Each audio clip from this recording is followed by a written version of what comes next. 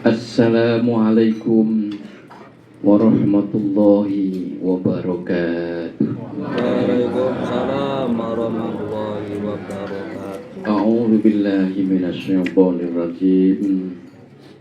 Bismillahirrahmanirrahim. Alhamdulillahi rabbil alamin.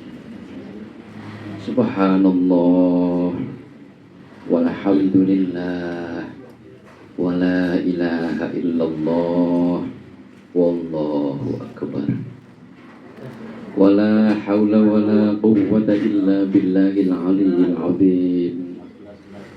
Allahumma salli wa sallim ala sayyidina Muhammad wa ala alihi wa ashabihi ajma'in. Asyhadu an la ilaha illallah wahdahu la syarika lah wa asyhadu anna Muhammadan abduhu wa rasuluh la nabiyya ba'da. Amma ba'd. Wonten ngarsanipun para alim, para guru, para sesepuh, bini sepuh, wabil khusus guru kita sedaya, Gus Negeri, bapak-bapak, ibu-ibu ingkang saestu Allah mulyakan, rahimakumullah. Alhamdulillahirabbil alamin. Allahumma salli wa sallim ala sayyidina Muhammad wa ala alihi wa ashabihi ajma'in. Dalu punika kula badhe matur mugi-mugi manfaat dumateng Mas Ivan ugi Mbak Felina atau Mbak Felin. Felina ya. Nggih mugi-mugi manfaat kangge kita sedaya ingkang samangke nggih. Mugi-mugi manfaat kangge anak-anak kita sedaya, kita sedaya ngaten nggih. Langsung mawon singkat padat. Di saat mulai hamil, apalagi ini sudah lewat 4 bulan, masuk 7 bulan, orang tua hendaknya mulai mendidik anaknya. Jadi pendidikan yang baik itu adalah pendidikan semenjak dalam kandungan. Yang pertama, mari kita didik anak kita untuk menjadi orang yang suka bersujud kepada Allah Subhanahu wa ta'ala. Lho kok iso ngerti, anak cek bayi kok ngerti. Bapak Ibu ingkang saestu Allah mulyakan, putra niku, putri niku, anak niku mulai di dalam kandungan usia 4 bulan itu Allah Subhanahu wa ta'ala sudah mengutus malaikat untuk meniupkan ruh sana. Jadi usia 4 bulan ruhnya itu sudah ada. Nah, pendidikan ini pendidikan bagi ruh anak kita. Apalagi sudah 4, 5, 6, 7 di dalam banyak penelitian itu sudah mulai bisa mendengar, mulai bisa merespon. Oleh karena itu, mari kita mulai didik anak kita. Caranya bagaimana? Tentu kita sebagai orang tua ingin agar anak kita nanti adalah anak yang soleh atau solihah. Lah tanda utama orang yang soleh atau solihah itu adalah orang yang mau melaksanakan sholat. Bagaimana mungkin anak disebut soleh atau solihah tapi tidak mau melakukan sholat?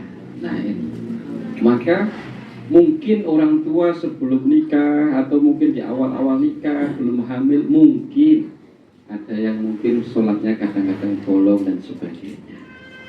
Nah ini mulai istri hamil hendaknya jangan sampai bolong, karena sudah ada saksi di dalam kandungan istri ini, yakni calon atau anak kita.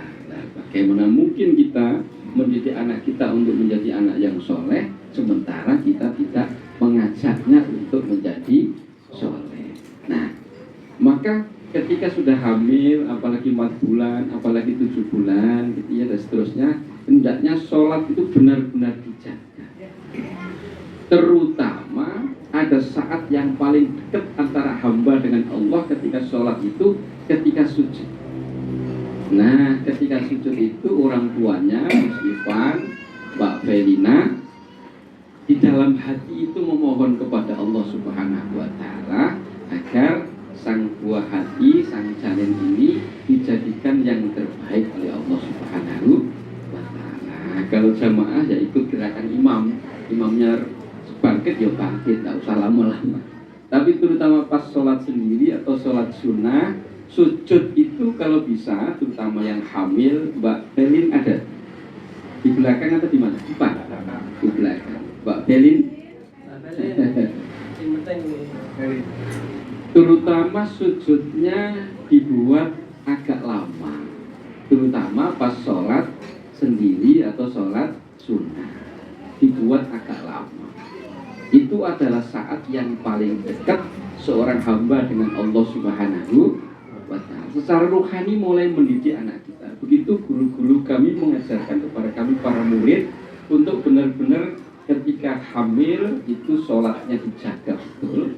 Terutama yang ibu ketika sujud lebih lama. Secara rohani mendidik anak kita. Secara jasmani sujud yang lama itu, ini kan pas sujud ini posisi jantung lebih tinggi daripada kepala. Nanti oksigennya akan banyak lebih masuk ke kepala. Dan itu nanti menguatkan sang ibu supaya nanti bisa lahir secara normal. Kuat nafasnya, kuat saraf-saraf.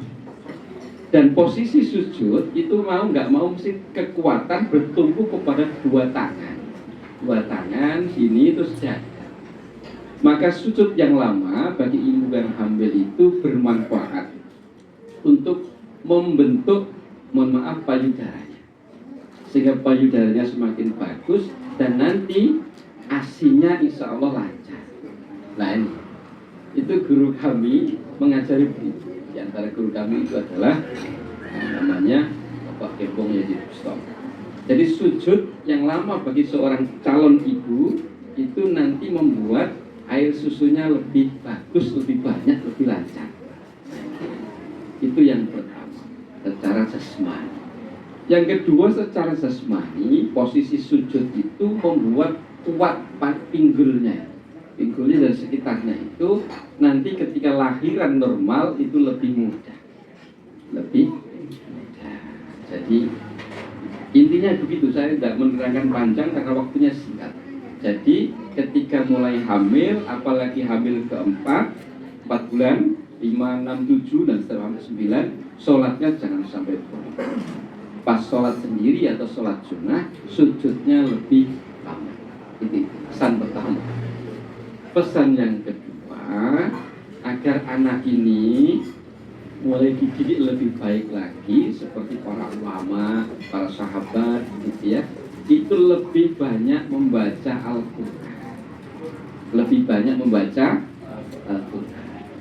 Ketika usia 4 bulan apalagi itu sudah mulai semakin banyak. Di barat itu mereka mengetahui bahwa anak usia 4, 5, apalagi 7 itu sudah bisa mendengar, merespon. Dan mereka melakukan penelitian. Ternyata anak-anak yang di dalam kandungannya diperdengarkan dengan musik-musik klasik, misalnya musik karya-karya Mozart, komponis sang Jerman itu membuat saraf-saraf otak anak itu berkembang dengan baik, dan menurut mereka itu anak-anaknya nanti akan jadi anak yang cerdas. Nah sementara kita ini orang Islam punya ayat Al-Quran yang jauh lebih klasik daripada musik klasik. Kita dengarkan coba Al-Quran. Bismillahirrahmanirrahim. Alhamdulillahirabbil alamin. Arrahmanirrahim. Maliki yaumiddin. Dan seterusnya. Semuanya tertata dengan bagus. Itu kalau kita baca setiap hari, apalagi ketika istri sedang hamil, yang baca ya istri atau suami, itu membentuk saraf-saraf anak ini terbentuk dengan baik. Insya Allah jasmaninya baik, saraf otaknya baik. Dan ini ilmiah. Ini. Kalau misalnya tidak sempat ibunya baca secara langsung, nah ya diputar melalui murotal, melalui CD, melalui flash disk, melalui HP, mungkin paling gampang sekarang diputar. Intinya jangan sampai sehari atau semalam itu lepas dari suara ayat suci Al-Quran. Bagaimana ibunya Imam Syafi'i yang ketika hamil Imam Syafi'i kecil dulu setiap hari baca Al-Quran. Luar biasa. Imam Syafi'i usia 7 tahun itu sudah hafal Al-Quran. Imam Syafi'i usia 10 tahun sudah hafal kitab Al-Muwatta yang tebal. Jadi memang pengaruhnya luar biasa kalau ibu dan orang tua atau ayahnya mau membiasakan, mengiringi dalam proses kehamilan itu dengan bacaan-bacaan Al-Quran. Apa yang dibaca ya urut ya boleh, dari Fatihah lalu Baqarah sampai Anas Hatam diulang lagi, atau dipilih-pilih ya boleh, dipilih surat Tabarok, dipilih surat Maryam, dipilih surat Yusuf. Monggo pokok intinya bacaan Al-Quran. Di ayat tertentu misalnya ayat kursi dan seterusnya ya monggo. Jangan lepas dalam sehari atau semalam tidak ada bacaan ayat Al-Quran yang menemani anak kita yang sedang dalam kandungan. Insya Allah ruhaninya akan menjadi ruhani yang insya Allah anak yang mudah diajak untuk menjadi soleh atau soleh. Allahumma secara jasmani, secara saraf-sarafnya insya Allah akan berkembang dengan baik. Insya Allah, yakin. Sampai nanti menjelang melahirkan untuk dibaca Al-Quran. Tidak bisa, tidak sempat diputar Al-Quran lewat HP. Itu alternatif terakhir. Kalau dibaca langsung lebih bagus. Apalagi getaran-getaran suara ibu itu masuk ke sini, itu luar biasa. Itu yang kedua. Yang ketiga, ya tentu kita semuanya diminta untuk benar-benar yang halal yang masuk di dalam perut kita. Tapi apalagi kalau ingin kita mendidik anak. Semenjak istri hamil, suami atau istri benar-benar ekstra hati-hati. Apa yang dimakan oleh istri, apa yang dimakan oleh suami, diminum oleh istri atau diminum oleh suami, benar-benar halal. Ini syarat penting agar anak kita nanti mudah dididik. Banyak sekali anak-anak yang didik itu susah sekali.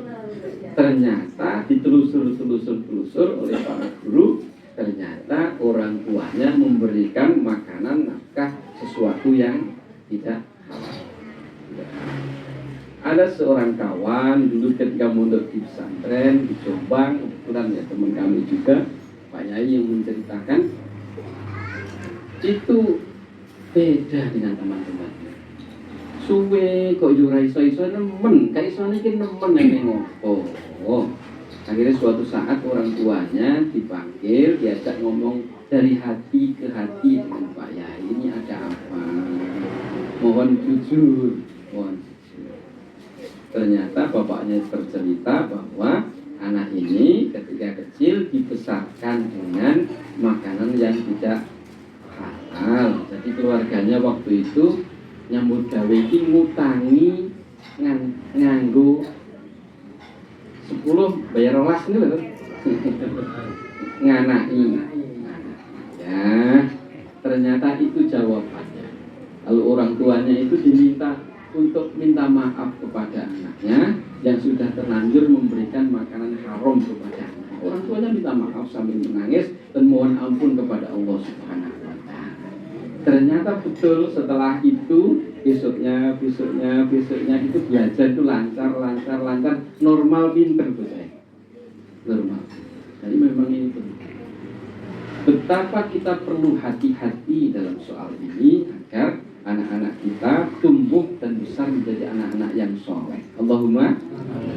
Nabi Muhammad SAW saking hati-hatinya ketika beliau pada suatu saat pulang dari pergi masuk ke dalam rumah, ada sebutir kurma di atas dipan di dalam rumahnya sendiri diambil oleh beliau lalu didahar. Di saat dahar itu tiba-tiba ragu, ini kurmanya siapa? Padahal di dalam rumahnya sendiri.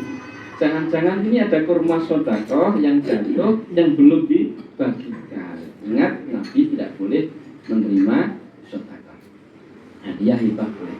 Nah, ini khawatir, karena khawatir dikeluarkan di dalam kemahan Kanjeng Nabi Muhammad Sallallahu Alaihi Wasallam, saking hati-hatinya meskipun hanya sebutir kurma. Abu Bakar As-Siddiq radhiyallahu anhu suatu saat diberi roti oleh pembantunya di Makkah.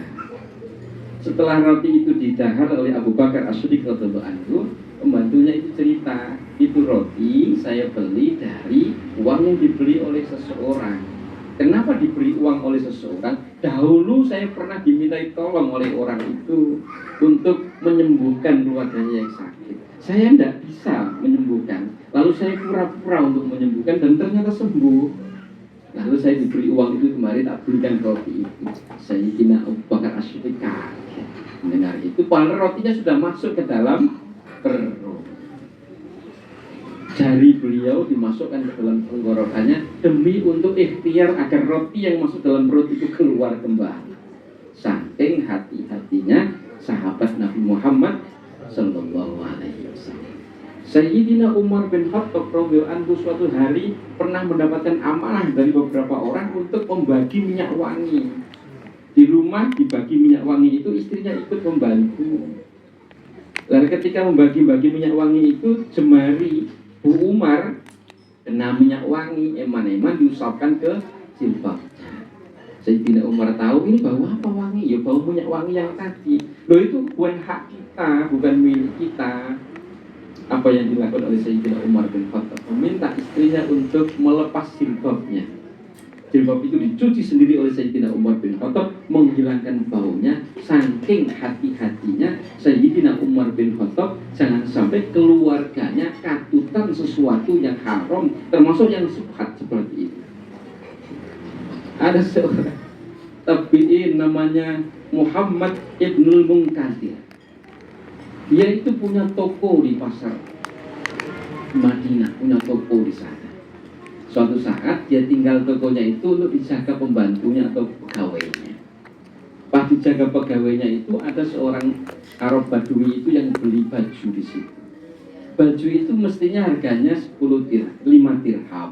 Tapi dijual oleh pembantunya itu 10 dirham. Diceritakan setelah Muhammad Ibnu Munkadir ini tadi dibeli oleh orang Arab Badui, harganya 5 tak jual 10, dia mau. Jangan, harganya 5 kok dijual 10. Bagaimana ceritanya orangnya? Diceritakan begini-begini cirinya. Dicari oleh Muhammad Ibnu Munkadir, dicari.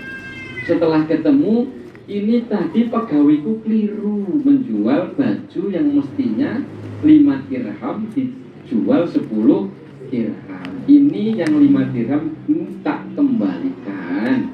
Atau kalau nggak mau ya bajunya sini, nggak usah dibeli. Nggak usah, saya suka kok. Muhammad Ibnu Munkadir, kalau begitu saya nggak mau, kalau begitu harus sesuai. Akhirnya wong loro oyo-oyoan klambi. Nek zaman saiki kira-kira ada begitu. Nek zaman saiki ya malane ya. Regane 5 dirham dituku 10 dirham. Saking hati-hatinya Muhammad Ibnu Munkadir tidak mau. Oleh karena itu, semoga ini menginspirasi kita untuk menjaga keluarga kita, jangan sampai secuil saja makan makanan yang haram, termasuk yang subhat. Ini demi agar anak-anak kita benar-benar terjaga. Sebab Allah thayyib la yaqbalu illa thayyiban. Allah itu bersih, dan Allah tidak menerima sesuatu yang tidak bersih. Nah, kalau kita ingin bersih, anak-anak kita bersih, keluarga kita bersih, mari kita jaga makanan atau sesuatu apapun yang untuk keluarga kita benar-benar bersih, halal. Agar semuanya nanti mudah untuk diajak bersama-sama menuju Allah Subhanahu wa Ta'ala. Tak bilang jami, dengan jangan penak itu. Yang selanjutnya, mari anak-anak kita itu bahkan semenjak dalam kandungan, mulai lahir nanti, kita ajak mereka, kita biasakan mereka dalam kenapa Islam itu diturunkan seperti apa, kenapa Nabi Muhammad SAW itu diturunkan. beliau Nabi Muhammad Shallallahu Alaihi Wasallam itu diturunkan untuk membawa Islam itu wa ma arsalnaka illa rahmatal lil alamin. Mari kita selaraskan rahmatal lil alamin itu penuh rahmat. Intinya apalagi sudah istri mulai hamil, suami penuh kasih sayang kepada istrinya.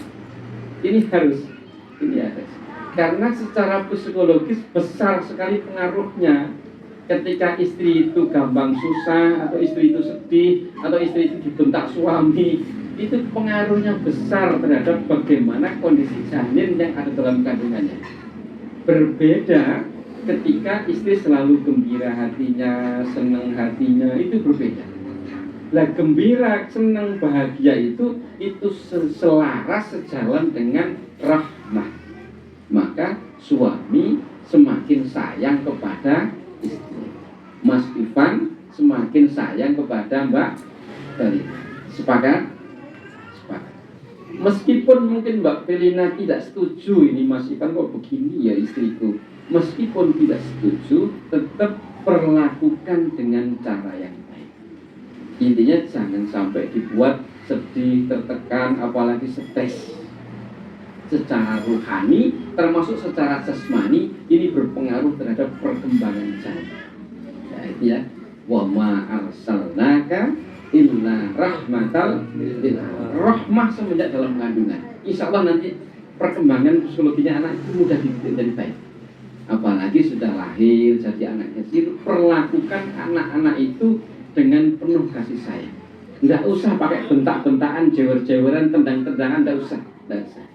Karena bagaimanapun juga dalam banyak penelitian anak yang dibentak itu saraf-saraf yang baik itu menggerut tidak bisa berkembang dengan baik. Jadi anak yang dibesarkan dengan penuh kasih sayang, insya Allah penuh rahmah dari Allah Subhanahu wa Ta'ala. Suatu hari Nabi Muhammad Shallallahu Alaihi Wasallam itu duduk dengan sahabat yang bernama Al-Aqra. Di saat duduk begitu itu ada cucunya Hasan atau Husain begitu datang. Nabi itu langsung berdiri, mengangkat kedua tangannya menyambut cucunya yang datang itu. Kejadian ini dipandang oleh Al-Aqra sesuatu yang aneh. Mungkin di sana kultur atau budaya sana itu laki-laki dengan anak yang penuh kelembutan itu aneh menurut Al-Aqra. Apalagi pas datang itu dipeluk oleh Kanjeng Nabi, dicium keningnya. Itu Aqra ini aneh. Lalu Al-Aqra menyampaikan kepada Nabi, wahai Nabi, aku punya anak sampai 10, tapi tidak ada satupun yang aku cium keningnya. Kanjeng Nabi menyampaikan bahwa barang siapa yang tidak ada kasih sayang, maka tidak akan disayang. Artinya memberikan kasih sayang kepada anak menjadi syarat penting akan disayang oleh Allah Subhanahu wa Ta'ala. Itulah kenapa Nabi Muhammad Shallallahu Alaihi Wasallam penuh kasih sayang kepada keluarganya. Keluarga yang dibesarkan dalam kasih sayang, insya Allah akan mudah menjadi soleh. Allahumma. Jangankan di luar sholat, di dalam sholat saja Nabi Muhammad Shallallahu Alaihi Wasallam itu punya perhatian kepada anak-anak. Suatu hari Nabi Muhammad Shallallahu Alaihi Wasallam sholat, mendengar ada anak kecil yang menangis. Apa yang terjadi? Ternyata Nabi Muhammad Shallallahu Alaihi Wasallam mempercepat gerakan sholatnya. Habis sholat, Nabi menyampaikan kepada para sahabat, ada anak nangis, aku khawatir ibunya resah, ibunya gelisah karena anaknya nangis. Jangankan di luar sholat, di dalam sholat Nabi punya perhatian kepada anak. Saking pentingnya rasa kasih sayang orang tua kepada anak. Suatu hari Nabi itu ketika para sahabat jamaah Nabi sujud, itu sujudnya lama.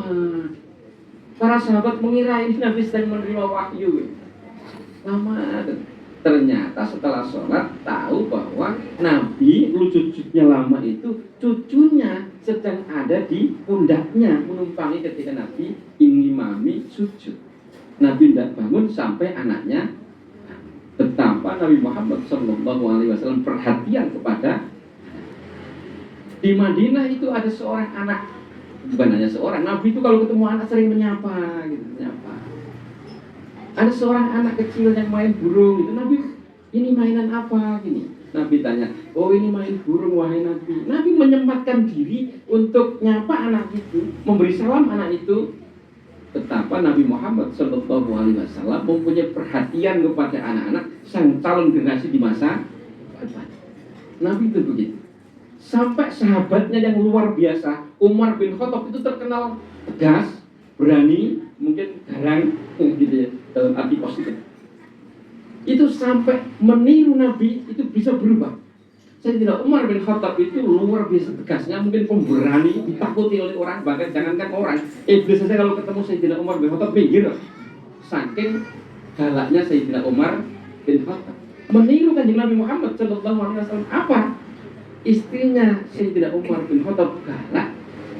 Umar bin Khattab tidak pernah galak balik. Suatu saat ada seorang yang ingin curhat kepada Sayyidina Umar bin Khattab dan istrinya yang galak mendatangi Umar bin Khattab. Sampai di depan rumah Umar bin Khattab, ternyata di dalam rumah Umar marah-marah. Kok Sayyidina Umar bin Khattab suaminya nggak ada balasan suara yang marah lebih tinggi?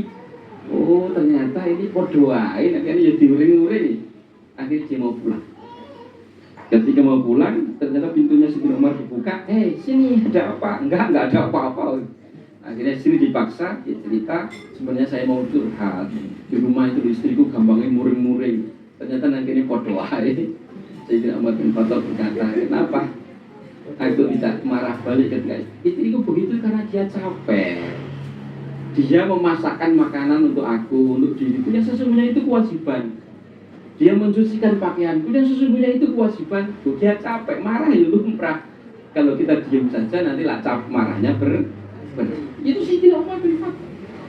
Sampai ada seorang pegawainya ketika Amirul Mukminin Umar bin Khattab itu datang ke rumahnya. Sayyidina Umar bin Khattab itu punya anak, anaknya itu bermain-main di dada, di perutnya Umar bin Khattab. Jadi Umar bin Khattab tiduran begitu, anaknya bermain-main di sini, duduk sini sambil mungkin ngentrap-ngentrap begitu ya. Itu pegawainya nggak terima. Khalifah kok yang ngono gak gue bawa, kalau ada sini ditumpah-tumpahin menang aja. Akhirnya dia nggak suka itu, keluar menceritakan kepada beberapa orang. Akhirnya cerita itu sampai kepada Sayyidina Umar bin Khattab. Oh ceritanya ini. Lalu pegawainya itu dipanggil. Apa yang terjadi ketika engkau pulang ke rumahmu menemui keluarga? Dia cerita. Kalau aku pulang ke rumah, misalnya di rumah itu sedang terjadi obrolan guyon begitu, aku datang misalnya assalamualaikum, semua sepi. Mereka takut sama aku. Dia bangga begitu. Sayyidina Umar bin Khattab berkata, barang siapa yang tidak punya kasih sayang kepada keluarganya, mana mungkin bisa kasih sayang kepada umat Muhammad sallallahu alaihi wasallam. Kalau kamu masih begitu, tak pecat kok dari pegawai. Betapa Sayyidina Umar bin Khattab yang begitu karakternya keras mengikuti kanjeng Nabi Muhammad sallallahu alaihi wasallam dengan keluarganya penuh kasih. Ini intinya wa ma arsalnaka illa rahmatal lil alamin. Kalau makanannya halal, minumannya halal, pakaiannya halal, nafkahnya halal, rezekinya halal, penuh kasih sayang, insya Allah. Ini syarat dasar agar keluarga kita nanti mudah kita didik dengan baik. Allahumma amin. Mungkin itu kalau membahas nanti masalah akikoh dan sebagainya, nanti nunggu waktunya. Lahiran atau sendiri akikoh, gitu kan, sunatan atau sendiri hitam, begitu. Semoga yang dasar ini, yang itu nasihat dari guru kami, dan insya Allah kami juga lakukan, termasuk kepada istri, anak, kepada semua santri di rumah. Saya tidak pernah memakai gaya kekerasan, meskipun mungkin anak itu melanggar dan sebagainya. Saya ajak duduk, bicara empat mata, kenapa begini. Itu jauh lebih mudah berubah daripada bentak, diseneni, dikerasi, jauh lebih mudah. Meskipun anak itu mungkin melakukan hal yang tidak diharapkan oleh orang. Demikian, semoga bermanfaat bagi Mas Ivan, Pak Felina, dan kita semuanya. Semoga keluarga kita semuanya dirahmati, diberkahi oleh Allah Subhanahu wa taala. Allahumma amin. Cekap semanten menawi lepat saestu kawula nyuwun ngapunten. Mugi-mugi manfaat. Ihdinas shiratal mustaqim. Wallahu muwaffiq ila aqwamit thoriq. Wassalamualaikum warahmatullahi wabarakatuh.